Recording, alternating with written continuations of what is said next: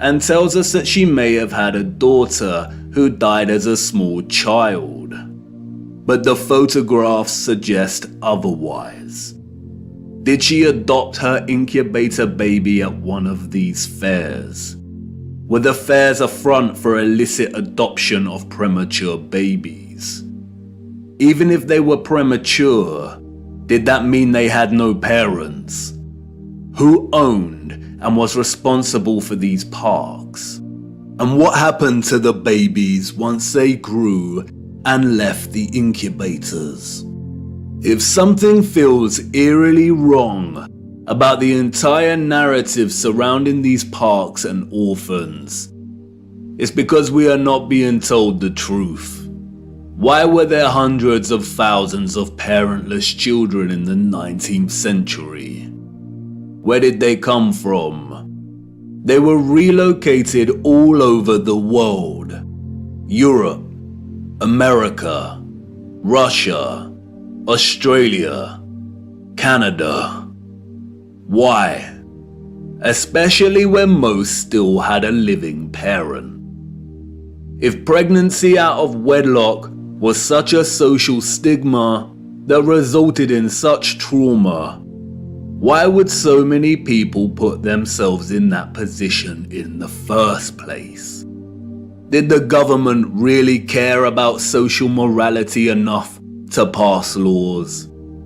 And all the effort to build and maintain orphanages and orphan relocation networks, would this not burden governmental finances and administration systems?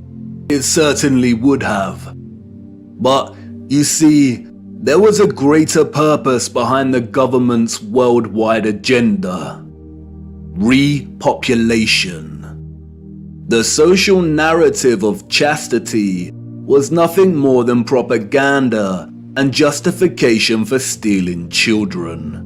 The reason we see empty cities in the early 19th century is because they were in fact empty, void of population.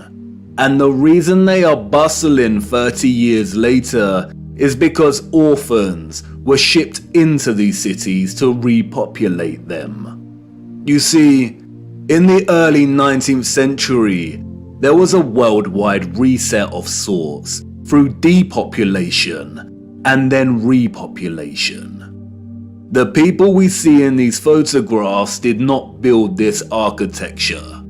They inherited it, along with a lot of mud. Not only did they inherit it without a clue as to what it actually was and who it belonged to, but they were unknowingly complicit in repurposing pretty much all of these structures. I know, none of this is making much sense at the minute. You are probably wondering why on earth these cities were empty and full of mud. What happened that meant governments needed to repopulate the earth? And I know what you're thinking. This is all very intriguing, but what does this have to do with flat earth? You want to know more about the firmament, the sun and moon, and our stationary plane. Do not worry. Everything will become clearer as we continue our journey. The prevalent evidence of buried infrastructure, coupled with deserted cities and a burgeoning industry of orphans, is just a start. These are all necessary clues, hinting at some kind of cataclysm, but the real story hasn't truly begun yet. The stage had to be set first, and now it is ready. And even if you cannot see it yet, I know you feel it, viewer. The deserted cities, the buried architecture, and orphans all signal a looming darkness.